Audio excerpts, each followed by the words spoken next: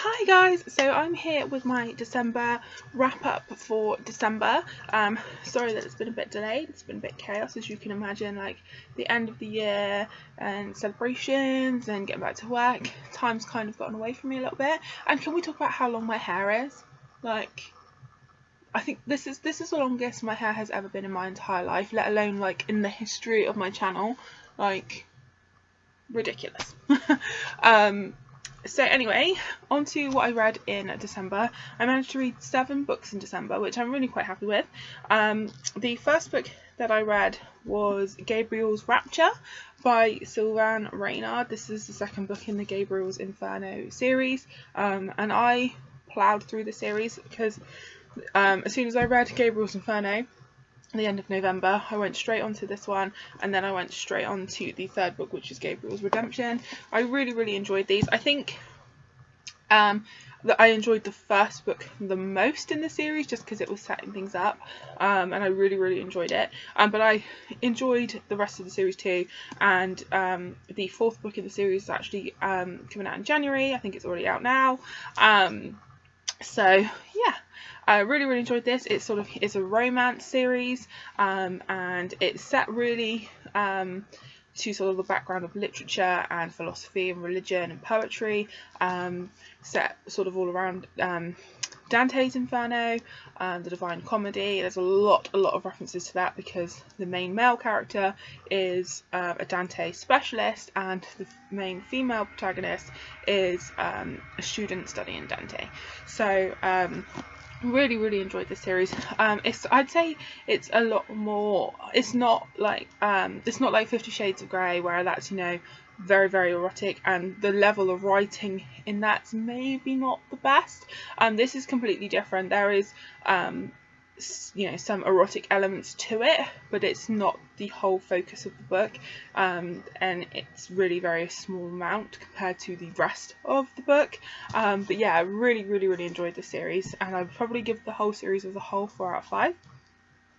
So because I enjoyed that series so much, I decided to pick up another series by the same author. So I read the Florentine series. The only one I didn't read was the prequel novella, but I read The Raven, The Shadow, and The Roman. And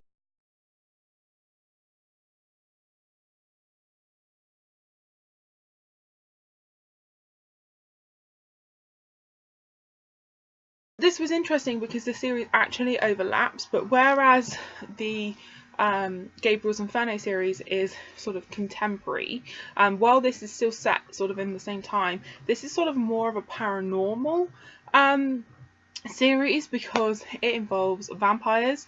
It still involves a lot of Italian sort of art and history, but it's set around vampires, and we actually see the characters from Gabriel's Inferno make an appearance in the Florentine series. So I quite enjoyed that crossover.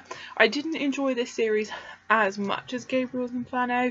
There was some sort of elements to it that I sort of struggled with. I couldn't follow the sequence of things very well, but overall I did still enjoy it, and I think as a whole I would give that series sort of 3 out of 5. I will go back, I think, and read the prequel novella, which is called The Prince, but it was good. It starts off basically this vampire rescues this woman in the streets of Italy. She is being attacked by human men, and they're about to attack her, and she has a disability. She's got a problem with her leg due to some abuse in her past. She was attacked, and her leg didn't heal properly, so she has a lot of pain, and she can't outrun her attackers, but this vampire sort of rescues her, and the story really just goes from there. But I did enjoy it, but not quite as much as Gabriel's Inferno.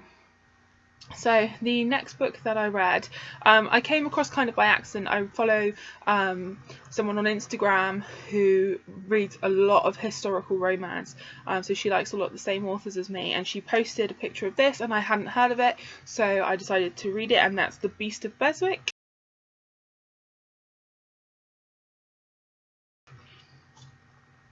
And this is sort of a historical romance version of Beauty and the Beast. There have been other historical romance versions sort of fairy tale retellings. They're quite popular, but Beauty and the Beast is one of my favourites, so I was like, you know what, I'm going to give this a go, and I really, really, really enjoyed it. I thought it was very funny, both characters quite quirky and funny.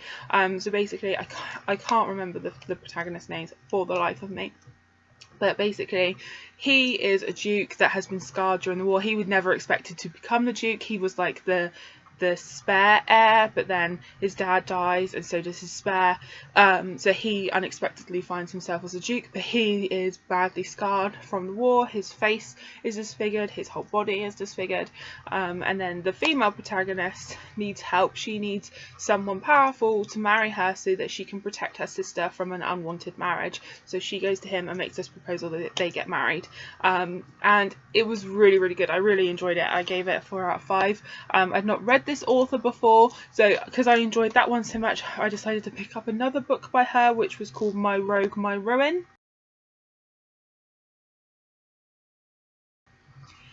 And I read this, but I didn't enjoy it quite as much. I do think I will still be picking up this author, but I definitely enjoyed The Beast of Beswick more than My Rogue, My Ruin. So My Rogue, My Ruin centres on a male aristocrat that doesn't really truly believe in the aristocracy. He sees that they're snobs. He sees that there's poor people really suffering, and all these aristocrats have all this money. He isn't the richest aristocrat because his father has basically run their estate kind of into, not quite into ruin, but he spends a lot of money on parties, drinking, gambling, women, and his son doesn't really have the same beliefs. So basically he has become a highwayman, and he robs wealthy people, takes their jewellery, their money, and then passes it on to the poor, like a Robin Hood basically is what he does. He doesn't actually hurt anybody. His pistol's never loaded, but people don't know that. And then one night he holds this lady up and he takes her jewellery, and then they meet again, but she doesn't know that he's the robber, and they're on sort of neighbouring estates. I did enjoy this one, but just not as much. I felt like some bits of it kind of dragged, and sometimes I didn't really I wasn't rooting for the characters. I didn't find myself sometimes wholly invested, but overall it's not my least favourite book I've ever read, and I do think that I would still be picking up books from this author to give them a go, definitely if there's more books in the same series as The Beast of Beswick, because I really, really liked that one.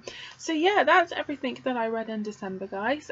Thank you so much for watching, and I'll see you all soon. Happy reading.